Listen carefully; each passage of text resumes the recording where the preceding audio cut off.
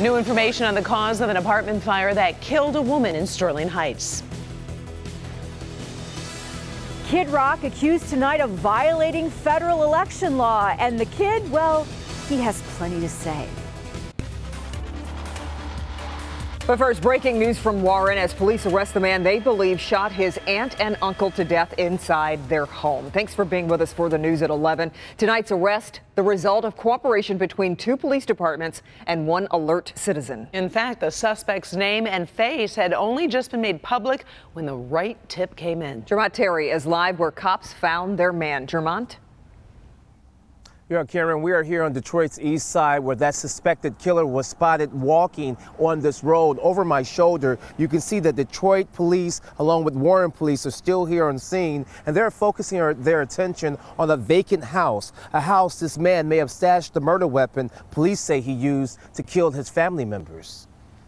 A loving couple called this house on Panama and Warren home for years. Friday, Steve and Cindy Collins' home became a gruesome crime scene. Literally the best neighbors you could ask for. Warren police found their front door kicked in and the 66 and 78-year-olds shot to death in separate rooms. Appears to be an early morning situation when they were murdered.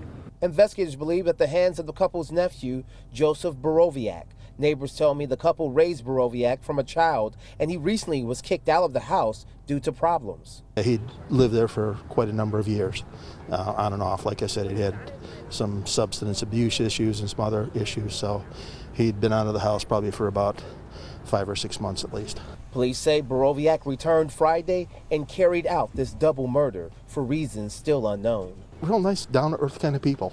Just didn't deserve anything like this. And the search for this couple's killer led them right to this mobile home park off Lawrence. Now you can see police were here and they have been actively searching inside one trailer where they believe this family member lived. I hope police catch this guy. But those fears were eased after someone spotted Borowiak walking off Ryan and McNichols in Detroit and called 911. Detroit police arrested him. Warren police arrived and took him into custody. Detroit and Warren officers then searched a vacant house where it's believed he may have been hiding all day. So in all, we have 3 different crime scenes that investigators are forced to process. This is the final scene. Of course, we have that trailer park on Lawrence and Warren, and also the couple's home on Panama. Warren police insisting that they believe that this guy acted alone, but right now they still have no idea as to what drove him to allegedly commit these acts. That's all part of this open investigation. For now, reporting live on Detroit's east side, I'm Jermont Terry, Local 4. And Jermont, you mentioned the parents' home or the couple's home on Panama. Do we know what brought Warren police to that home in the first place? Yeah, apparently, Kimberly, the couple's dog had gotten loose, and then someone actually knew it was their dog, came to the house, saw the door was open, and unfortunately, then that's when police were called. So actually, their pet is what essentially led them to finding their bodies. Unbelievable. Okay, Jermont, we appreciate it. Also breaking tonight, a Detroit police cruiser is hit as the officer has another person pulled over. It happened on the Lodge Service Drive near Myers Road. Police say a woman driving a black Camaro clipped the cruiser, then pulled into a Popeyes parking lot and hit another car. Police have the woman in custody for a DUI. Nobody was hurt. We now know what caused that fire that ripped through a Sterling Heights apartment complex, killing 1 person. Officials say hookah coals are believed to be the source of the deadly fire at the Sterling Knolls apartments. More than 40 firefighters responded to that 2-alarm fire at 15 Mile and Dodge Park back in May. A 33-year-old woman lost her life in that fire due to smoke inhalation. The cause of the blaze has been ruled accidental. No one will be charged.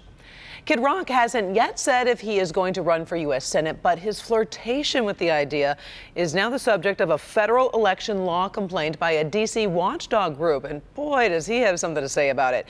So is the singer actually violating the law? And would you consider voting for him? Mara McDonald joins us live tonight with what folks are saying. Hi, Mara. Hi, Karen. And yes, we talked to a bunch of people tonight who know their stuff when it comes to election law. And they say that this complaint is going to go precisely nowhere. But that didn't stop Kid Rock from, well, weighing in. Take a look. Kid Rock wasted no time in addressing the complaint filed by a watchdog group, Common Cause, claiming he's violating federal election laws. He tweeted this response out, making it clear he hasn't declared and, well, telling them, where they can go. Prominent attorney Rob Huth says in this case, Rock is in the right. Well, clearly Kid Rock is living on the edge here with respect to the way these rules are. He's taunting these rules. He's flaunting his possible candidacy. But until he says he is a candidate, he has a right to live on the edge, and that's just the way he's going to get publicity for himself, and that's the way that people are going to be talking about his music, his new releases. But until he says he's a candidate, right now, none of these allegations pertain to him. The idea of a potential rock star candidacy has thrilled some, scared some, and left others nonplussed. Not a good idea. Not a good idea. I mean, he's a singer, but he's not a politician. We already have enough problem with people not being politicians already. I just don't believe in what he believes in. I think he's more legit than the person who's in there now, and I think that Kid Rock would be a better person to replace this person. So yes, I would vote for Kid Rock. I would be really interested to see if he brings something fresh to the table. Back here live. So at the end of the day, is Kid Rock going to run for Senate or not? Local politicos are saying they don't think he is. One of the main reasons why? Absolutely zero campaign infrastructure. We're live downtown tonight. I'm Mara McDonald, Local 4. All right, thank you very much, Mara. Going up north, obviously, lots of fun, but Metro Detroit sure knows how to throw a holiday weekend party. That we do. Take a look at just a few of the Labor Day weekend entertainment options. We have Arts, Beats, and Eats in Royal Oak, the Michigan State Fair at the Suburban Collection Showplace in Novi, Jazz Fest in downtown Detroit, and up in Rochester Hills, Yates Cider Mill has already put out its fresh fall cider and probably donuts too. Oh my gosh. And you know, Ben, with the weather that it was today, it was a little chillier out there. I think I could have used some of that cider. They definitely have got the right idea with those temperatures that were only in the 60s for highs. And look where we're sitting right now, 40s in our north zone. Harvey's clouds didn't quite make it up past I-69, so a lot of spots in our north zone have been cooling down just a little bit faster. Rest of us in the low to mid 50s, but we will see a sizable contingent in the 40s by the time we wake up tomorrow morning. And here's what your Labor Day weekend looks like. We will see another cool one tomorrow, decent warm up here on Sunday, at least back to average for this time of year, and then a summery 84 on Monday. There are thunderstorms in the forecast, but they're going to come in late. We'll talk timing on that and what could be a huge hazard in Hurricane Irma for the U.S. all in a few minutes. Kim? The President and First Lady will return to Texas and Louisiana tomorrow to see more of the areas devastated by Hurricane Harvey. Today, in an Oval Office briefing on the situation, President Trump declared this Sunday a national day of prayer for those impacted by the storm.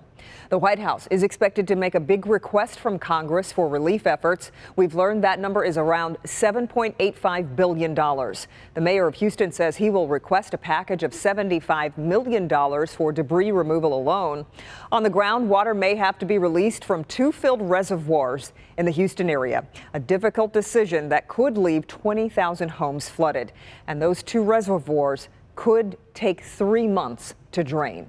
For the second day in a row, a flooded ammonia plant in the town of Crosby caught fire. Floodwaters disabled generators to refrigeration units, causing chemicals to degrade. Residents around the plant were urged to stay indoors while thick black smoke filled the air.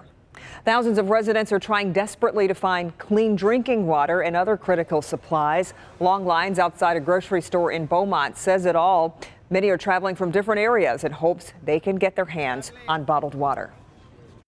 We have nothing. We have no water. We ran out about 3 to 4 days ago. I'm a diabetic. I take insulin 4 times a day, and I gotta have water. I drink water all the time. Well, finally, one family returned home to begin the cleanup effort, but found a terrifying surprise. Take a look there. The family was greeted by a 9-foot alligator hanging out under their dining room table. The family called authorities and had the unwanted guest removed. Wildlife officials, though, say there have been dozens of reports of animal encounters after the flood. We've teamed up with Arts, Beats, and Eats and the American Red Cross to provide an easy way for you to help Harvey's victims. All weekend long, when you buy a wristband at the festival, you can also donate to the relief effort at the gates. The man accused of killing Marine veteran Chef Doug Calhoun now faces a heap of charges. Trayvon Baskerville was arraigned today on first-degree murder and the human trafficking of a 17-year-old girl. Authorities say Calhoun arranged to meet the girl at Baskerville's home. The two men got into a fight, and that's when police say Calhoun was shot. His body was found back in July. A critical decision coming Tuesday from President Trump on a controversial immigration issue. He'll announce whether he will end the deferred action for childhood arrivals. The program, also known as DACA, allows undocumented immigrant children to stay in the U.S. Thousands could lose work permits if the program is ended, meaning they could face deportation. Well, less than 24 hours after trading Justin Verlander and a doubleheader at Comerica Park. And double losses, too, for the Tigers. Coming up in sports, what went wrong and more on the JV trade, including reaction from Verlander himself. And if menu items were movies, it would be a cult classic, you could say. Tonight, it is the end of the line for McDonald's food, rarely seen since the early 90s. Yeah, this one kind of surprised me. Plus, 6- and 7-year-olds shown holding guns on a school's Facebook page, the field trip that has a lot of people upset. And a unique summer camp experience for some very deserving young people. We're going to Burn Camp next. You've seen the picture. As summer winds down and school starts, kids will be talking about what they did during their time off. For some incredible kids, this summer was an experience they won't soon forget. Paula Tutman takes us to the Great Lakes Burn Camp in Kalamazoo. The camp is like so many other camps in so many ways. But at Great Lakes Burn Camp, the biggest difference is what's happening beyond the fun.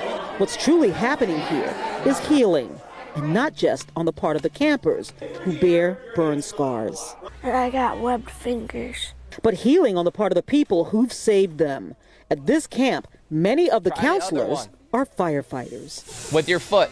For 25 years, children have come to this camp to be children. Good job, just children. Oh. Which brings us back to Jeffrey, a young man from just outside of Flint, a quiet-spoken 10-year-old with a heart of a lion and the strength of a superhero. Keep going. There you go, right there. Good job. The 50-foot climbing wall not only builds confidence and teamwork, but it stretches the physical scars because skin that's been burned does not grow.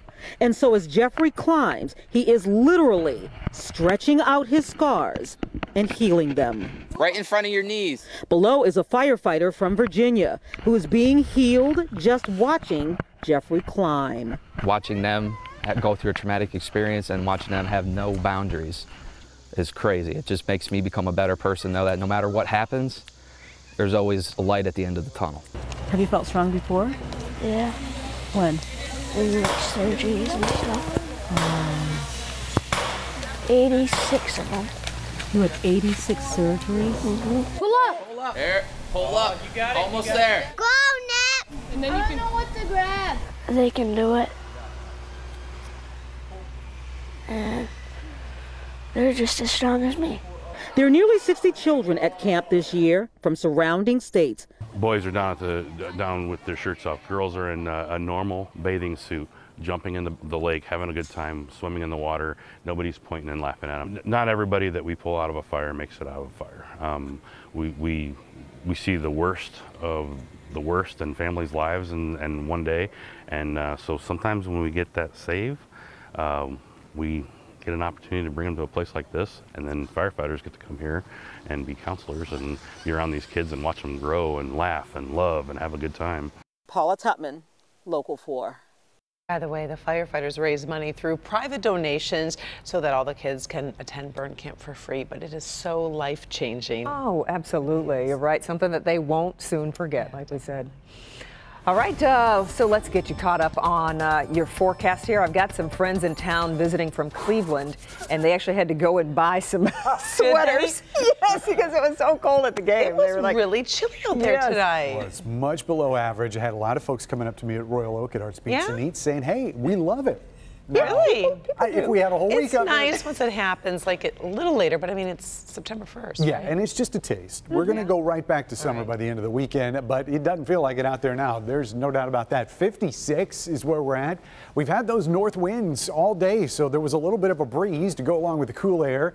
And of course, we had a lot of clouds from Harvey sitting on top of us and still do, probably will throughout tomorrow, especially in the south and eastern parts of the area. By the way, we actually closed the books on meteorological summer yesterday. We're now into September. So looking back at 2017, temperatures were actually above average. Precipitation, not surprisingly, was below.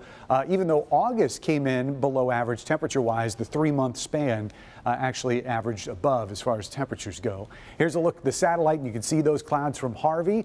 They're high clouds. Usually those are pretty thin. These got a little bit more moisture in them, so they were a little thicker today. And you can see some of that rain trying to work its way up to the north. It's going to have a little bit better luck once we get into tomorrow. We'll discuss that in a second. Let's go out to the Atlantic, because this is going to be the big story next week. This is Tropical Storm Irma. Had that small, tight eye, very powerful storm. Has weakened just a little bit. The 11 o'clock advisory has winds at 115 miles an hour, still a major Category 3, and as it works its way towards the west, it will pick up some steam and become a Cat 4 there by Wednesday evening. Notice that it starts moving to the north and west. This is going to be rounding a strong ridge of high pressure, which is out here. The big question is where is that ridge going to steer this storm? You can see pretty much all the U.S. is in play here once we get past Wednesday. The European model is the furthest south, so we'll really have to be watching Florida and the Carolinas, but some model solutions take it further to the north, New England, the Canadian Maritimes. I mean, they're all over the board. So the bottom line is we've got to watch this storm, because either way, it looks to be a major storm as it makes its way to the west. So there's our high pressure. That slides east, allowing some of Harvey's showers to just sort of brush us here on Saturday night. If we see a sprinkle, it's not going to amount to much. Most of it's just going to be dealing with those clouds tomorrow. That front comes through dry on Sunday, so we don't have to worry about rain then.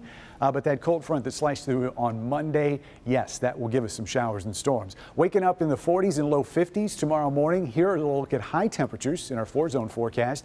69 in the city. Couple 70s out there, but very few. South zone numbers tomorrow, generally here in the upper 60s, and we'll see the low 70s down towards the state line. West zone temperatures, low 70s there in our north zone. Well, those numbers are going to be around 70 degrees as well. Here's 7-day forecast as we go into next week. 84 on Monday, cooler for back to school on Tuesday. That's good, so they can concentrate when they get all those homework assignments, right? Yes. Thank you, Ben. Thank you, Ben. An emergency room nurse violently handcuffed by a police officer for doing the right thing.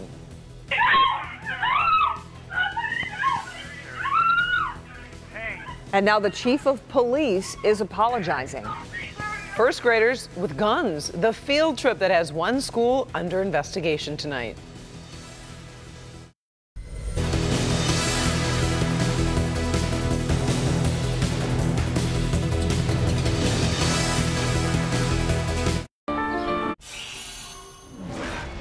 A 17-year-old is charged in a deadly shooting in Madison Heights. Police say Christian Washington was playing with a gun when it went off, hitting and killing his friend. This happened Wednesday at the Days Inn on 14 Mile. Washington is charged with manslaughter. Romulus police spent the morning chasing one of their own vehicles. Someone stole the police SUV while officers investigated an attempted theft in a hotel parking lot.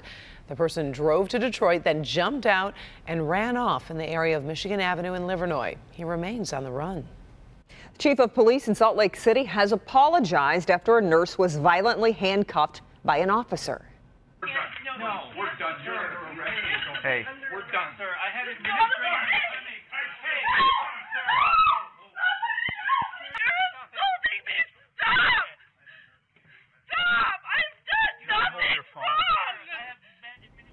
The officers demanded the nurse draw a blood sample from a truck driver who was burned and unconscious after a fiery crash. She refused, saying it's against hospital policy without a patient consent or a warrant. That's when the officer accused her of interfering with an investigation and cuffed her. I just feel betrayed. I feel angry. I feel a lot of things, and I still am confused. The nurse was placed in a patrol car for 20 minutes, then released without charges. The officer involved has been placed on administrative leave. A private school in suburban Atlanta is getting a lot of criticism after taking first and second grade students on a field trip to a gun shop. They posted these pictures of the 6- and 7-year-olds holding guns on their Facebook page. The school owner says the kids had been studying Annie Oakley and this was part of the educational experience. She says parents knew and signed permission slips. Because of the controversy, the school is now under investigation by the state of Georgia.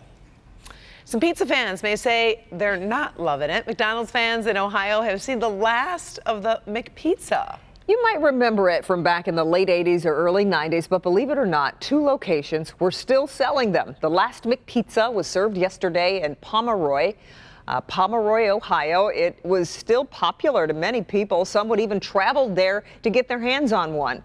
But this was the last McDonald's in the world serving them. So now the McPizza is officially extinct. I feel out of it.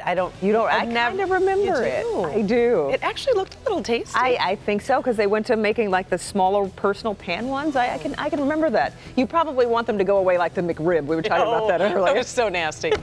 Sports is next.